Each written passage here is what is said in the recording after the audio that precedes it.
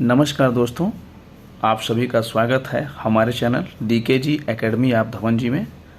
और आज का जो टॉपिक है बहुत ही बेहतरीन टॉपिक है जिसका नाम है संख्या पद्धति नंबर सिस्टम पे आज बात होने वाली है। और दोस्तों ध्यान से देखिएगा इस वीडियो को, क्योंकि यह वीडियो आज आपके जीवन में एक लाइफ चेंजिंग वीडियो होने वाली है। अगर आप इस वीडियो को एक बार देख लेते हैं तो लाइफ में कभी आप भूल नहीं सकते और आने वाली प्रतियोगी परीक्षाओं में ये बहुत ही बेहतरीन रिजल्ट आपको देने वाला है।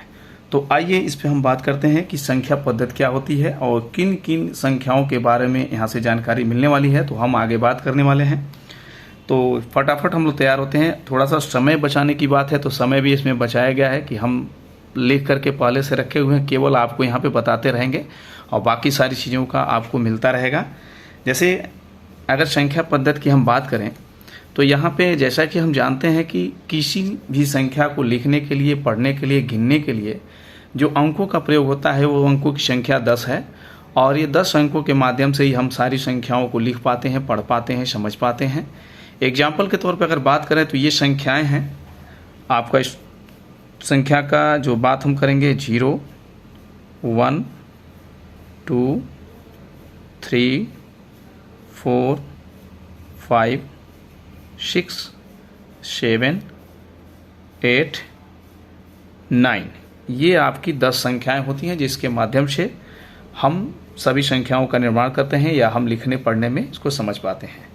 आइए हम आगे बात करते हैं कि इन संख्याओं के माध्यम से हम किस तरह से और भी संख्याओं का ज्ञान प्राप्त करते हैं, जिसके माध्यम से हम अपने आने वाले समय में किस तरह से समझ पाते हैं, सभी लोगों के बीच में रख पाते हैं। तो किसी भी संख्या को लिखने के लिए हम दाईं ओर से बाईं ओर क्रमशः लिखते हैं, यानी दाहिने तरफ से राइट हैंड से हम लोग लेफ्ट की तरफ लिखते हुए आते हैं। इसमें हम आपसे चर्चा करेंगे कि इसमें हम हिंदी सिस्टम में क्या लिखते हैं। पहले हिंदी में लिखते हैं, आपको मैं लिखते भी चलूँ, आप लोग समझते भी रहेंगे और बेहतर से बेहतर मुझे उम्मीद है कि अच्छा समझ में आएगा। सबसे पहले हम हिंदी में लिखते हैं तो इकाई लिखते हैं, उसके बाद दहाई, इन सब चीज़ों से आप लोग परिचित होंगे। उसके बाद सैकड़ा,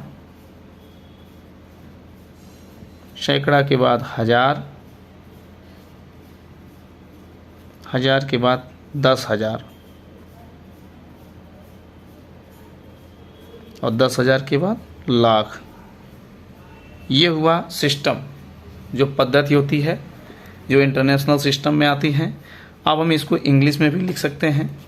इंग्लिश में लिखना होगा तो हम इसको कैसे लिखेंगे इसके बारे में हम थोड़ा सा बता दें कि इंग्लिश में इसी को हम लोग लिखते हैं यूनिट, इसको यूनिट्स बोलते हैं, या कुछ जगह इसको वंस भी बोला जाता है। ध्यान देंगे, इंग्लिश में इसको वंस भी बोला जाता है। इसको टेंस बोलते हैं दहाई को। सैकड़ा को यहाँ 100, हंड्रेड्स, यहाँ 1000,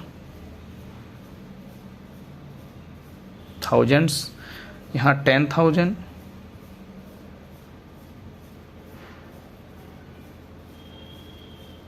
और यहाँ पे आपका लाख। ये हुआ हिंदी और इंग्लिश में।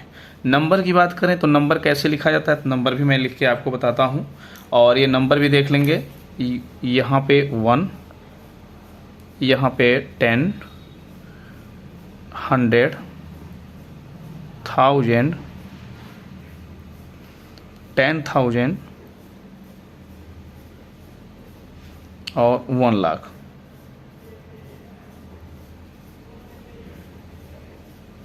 इस चीज़ का ध्यान रहेगा कि ये हुआ एक लिखने का तरीका, एक समझने का तरीका। और आप किसी भी संख्या को इससे लिख करके आप समझ सकते हैं, इकाई, दहाई, सैकड़ा, हजार, 10,000, लाख के माध्यम से। या इंग्लिश में आप ones, tens, hundreds, 1000, 10,000 and lakhs के बारे में। और ये इन चीज़ों के साथ ही साथ मैं वैल्यू में भी थोड़ा बात कर लूँ तो यहाँ पे एक हमने जो शब्द रखा हुआ है फेस वैल्यू।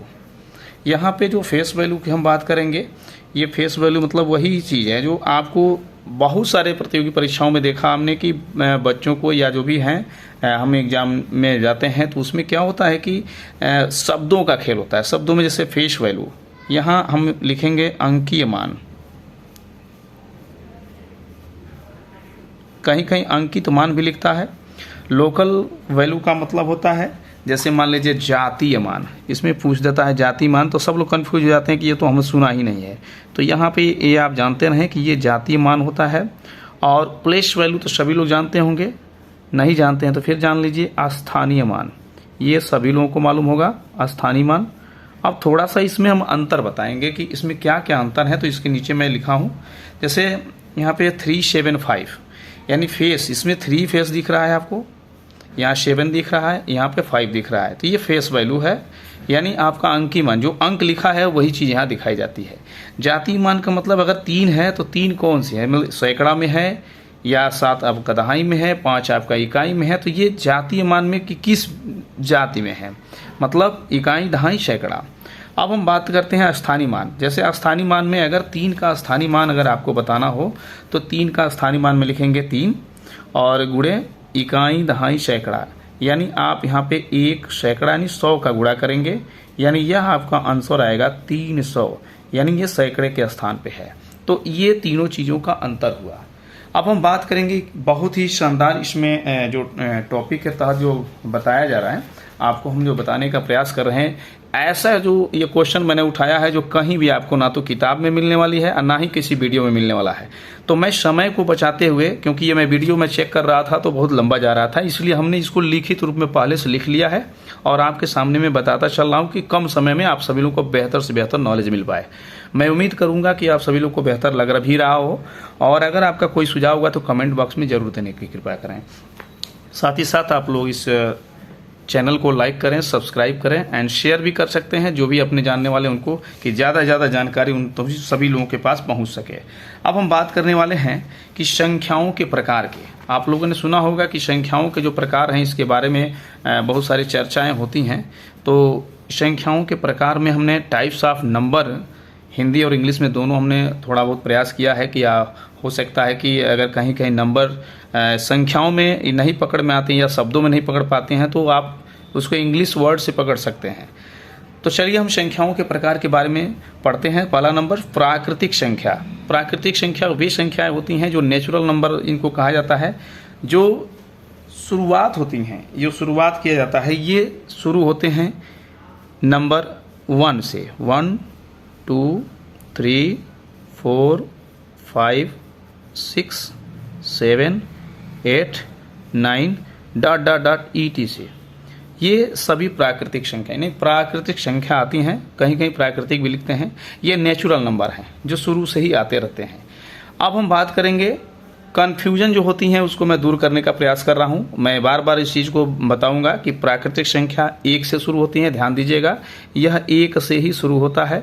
लेकिन जैसे ही हम पूर्ण संख्या की बात करेंगे, होल नंबर जो पूर्ण संख्या होगी वह स्टार्ट होती है आपका 0 से, या 0 से स्टार्ट होती है। या ध्यान रखेंगे आप, हमेशा इसी दोनों में कन्फ्यूजन हमेशा बनी रहती है, तो आपका कन्फ्यूजन न हो। यह जो पूर्ण संख्याएं होंगी वो 0 से स्टार्ट होंगी, 0 1 2 3 4 5 6 7 8 9 या डॉट डॉट डॉट ETC, ये आपका आता रहेगा, सभी संख्याएं आगे बढ़ती रहेंगी। अब हम बात करेंगे कि सम संख्या। सम संख्या आप सभी लोग सुने भी होंगे। सम संख्या का मतलब होता है, इंग्लिश में इसको इवन नंबर बोलते हैं, जो कट जाए, जिसको 2 या 2 से ये संख्याएं कट जाती हैं उसे सम संख्याएं कहती हैं। जैसे यह संख्या स्टार्ट होती है 2 से, 2 4 6 8 10 12, ऐसे ये संख्या आगे बढ़ती रहेंगी। तो ये आपको ये सम संख्याएं प्राप्त हुई। कम समय में ज़्यादा क्वेश्चन लेने का ये हमने व्यवस्था रखा है। और विषम संख्या। विषम संख्या का मतलब ओड नंबर। इसमें क्या होता है, विषम संख्या वे संख्या होती हैं जो 2 से विभक्त नहीं होती, यानी 2 से कटती नहीं है, उन संख्याओं को रखा जाता है जो 2 से न कटें। तो इसमें क्या आ जाएगा आपका विषम संख्या में, आप यहाँ लिख सकते हैं 1 3 5 7 9 11 13 15, ये संख्याएं आएंगी, यानी ये 2 से नहीं कटने वाली। यह संख्याएं वे संख्या होती हैं जो विषम संख्याएं वे संख्याएं होती हैं जो स्वयं से कटती हैं, 2 से नहीं कटती हैं। ओके, आगे हम बढ़ते हैं। विषम संख्याओं के बाद आती है नया जो संख्या आती है भाज्य संख्या। भाज्य संख्या आप लोग जानते हैं ये 2 से कटने वाली संख्या होती है। जैसे इसमें 2 से भाग जाए, 2 से ये विभाजित हो, अभी 2 से होंगे तो इसको क्या लिखेंगे, 4, 6, 8, 10, 12, 14, इस तरह से ये संख्या आती है। ये ETC, ये भाज्य संख्या जो 2 से विभाजित हो जाती हैं। अब अभाज्य संख्या हम बात करेंगे, जिसको हम बोलते हैं प्राइम नंबर। भाज्य संख्या को कंपोजिट नंबर और अभाज्य संख्या को प्राइम नंबर बोलते हैं, जो अभाज्य संख्याएं होती हैं। प्राइम नंबर में वे संख्याएं आती हैं जो 2 से नहीं कटती हैं। जैसे विषम संख्या, उसका गुणांक वही होता है। जैसे मान लीजिए अगर इसमें हम अभाज्य संख्या में 2 भी हमारा अभाज्य संख्या है, 2 केवल 2 से ही कटेगा। इस तरह से 3 है, 5 है, 7 है, फिर 9 है, 11 है, 13 है, इस तरह से ये संख्याएं आएंगी और आपको ये संख्या बढ़ते हुए क्रम में ये चलती जाएंगी। ETC अतिरिक्त भी आते रहेंगे। अभाज्य संख्याओं का अभी तक यह चर्चा हुआ। साथ ही साथ सह अभाज्य संख्या को प्राइम नंबर, मतलब इसमें ये होता है कि 2 संख्याएं अभाज्य हैं तो 2 संख्याएं साथ में रहेंगी सह-अभाज्य। जैसे मान लीजिए अगर हम 3 और 5 को लें तो यहाँ पे 15 रख दिया जाएगा। अगर हम 16 रख रहे हैं तो यहाँ पे 4 और 4 का रखेंगे। इस तरह से संख्याएं आएंगी जो कटने वाली हो। 5 और 5 है तो 25 रख सकते हैं। 4 और 5 है जैसे सहअभाज्य, एक साथ कटने वाली, एक साथ जो कटेंगी वो संख्याएं रखी जाती हैं, तो यहाँ सहअभाज्य संख्याएं कहलाती हैं। तो आगे हम बात करेंगे वास्तविक संख्या, जो रियल नंबर होता है, इसकी हम बात करेंगे। रियल नंबर में जैसे लिखा हुआ मिलेगा आपको, इसमें मैं शॉर्ट में लिखना चाह रहा हूँ 2/5। इसके बाद आपको कहीं कहानी में 3 भी मिल जाता है, कहीं आपको ऐसे भी मिलेगा √9 -20 अब /25, मतलब 9 कहानी में 9/25 भी आपको मिलेगा, हिंदी में भी जान लें। और इस तरह से ये संख्याएं मिलती रहती हैं, ये वास्तविक संख्या। लेकिन जब अवास्तविक संख्या यानी कॉम्प्लेक्स नंबर की जब बात होती है तो इसमें क्या मिलेगा आप ये भी जान लें। ये चीज़ें ऐसे ही रहेंगी लेकिन वो ऋणात्मक में आ जाएंगी। जैसे आपका ऋण 4, ऐसे ही ऋण 1, कड़ी में ये रहेगा, कड़ी में ऋण 4 यानी कड़ी में -4, √-4 और √-1, इस तरह की संख्याएं आती हैं। साथ ही साथ अब एक बहुत ही बेहतरीन संख्या के बारे में आ गया कि पूर्णांक संख्या। पूर्णांक संख्या इंटीजर नंबर, ये बहुत मायने रखता है। पूर्णांक संख्याएं ये हमेशा प्लस और माइनस दोनों में होती हैं, ये प्लस भी होती हैं और माइनस भी होती हैं, इसको पूर्णांक संख्या कहते हैं। और पूर्णांक, सभी संख्याएं पूर्णांक होती हैं, चाहे वो माइनस में हो चाहे प्लस में हो, यानी ऋणात्मक हो या धनात्मक हो। तो पहले हम धनात्मक बात करेंगे, धनात्मक संख्याएं यानी पॉजिटिव इंटीजर की बात करेंगे। तो यहाँ पे हम प्लस न लिख करके हम सीधे से संख्या पे आते हैं और आप सभी लोग को ये बताना चाहेंगे कि हमारा धनात्मक पूर्णांक में आपका 0, 1, 2, 3, 4, 5, 6, 7, 8, 9 ऐसी संख्याएं आती रहेंगी। यानी 0 से लेकर के 0 से लेकर के 0, 1, 2, 3, 4, 5, 6, 7, 8, 9, 10 ऐसे करके संख्याएं सभी धनात्मक पूर्णांक संख्याएं हैं। यही ऋणात्मक पूर्णांक संख्या की बात करेंगे तो ऋणात्मक में ऋण 1 यानी ऋण 1, -1 के बाद -2, ऋण 2, ऋण 3, ऋण 4, ऋण 5, इसी तरह से ऋण 6, यानी ऐसे ही आपका ये ETC ये बढ़ता रहेगा। जितनी भी संख्याएं आती रहेंगी ये सीरियल से आते रहेंगे। ये होता है कि माइनस या प्लस में यानी धन में और ऋण में, ये ऋणात्मक पूर्णांक संख्या और धनात्मक पूर्णांक संख्या। अब लास्ट में ऑप्शन आता है परिमेय संख्या का। बहुत जगह यह क्वेश्चन पूछ देता है कि परिमेय संख्या क्या होती हैं। तो परिमेय संख्या वे संख्याएं होती हैं जिनको P/Q, A/B या को/खो जैसे भी आप समझ में आते हैं, P/Q के रूप में लिखा जाए, A/B के रूप में लिखा जाए या अ/ब के रूप में लिखा जाए, जैसे भी आप समझ पाते हैं वो चीज़ें होती हैं। और इनको लिखने के परिमेय संख्या में क्या लिखी जाती हैं, जैसे यह कभी भी ख़त्म नहीं होता है, ये 0/5 भी हम लिखते हैं तब भी ये परिमेय संख्या रहेगी। इस चीज़ को मैं इसलिए दे रहा हूँ, ये लिख रहा हूँ कि आप बहुत सारे परीक्षाओं में पूछे गए चीज़ें, जितना भी आपने नंबर देखा है ये सभी के सभी नंबर कहीं न कहीं पूछे गए हैं। बहुत सारा इसको शोधने के बाद और समझने के बाद इसको रखा गया है। फिर 2/5 आपका परिमेय संख्या, फिर आपका यहाँ पे 8/5 ये आपका परिमेय संख्याएं हैं। बहुत सारी चीज़ें आएंगी और ये आगे आप इसको लिखते रहेंगे, आगे समझते भी रहेंगे। और जहाँ कहीं भी नहीं समझ में आता है आप कमेंट बॉक्स में लिख सकते हैं अगर जिस भी वीडियो बनाना हो, जिस टॉपिक पे, मैं विस्तृत भी चर्चा करूंगा। ऐसा नहीं कि इतना ही पे मैं छोड़ने वाला हूं, लेकिन जहां से भी आपको असुविधा होगी उसको जरूर बताने का प्रयास करिएगा।